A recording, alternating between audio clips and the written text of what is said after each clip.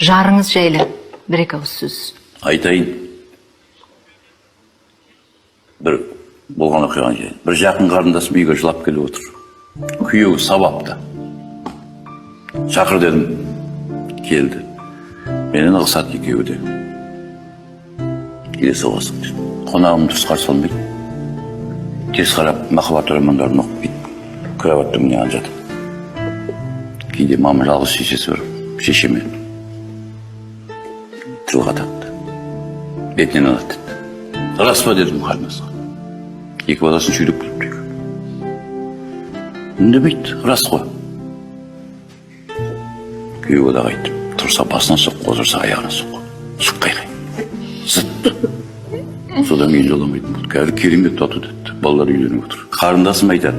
Үйленер кезде маған машина аламыз деді. Керемет үй саламыз деді. Жас кездер ғой. Соң әлі біреуін істеген жоқ. 5-6 жыл болды дейді. Алатын адам не айтпайды деді. Соның бәріне сене берген өзіңнен.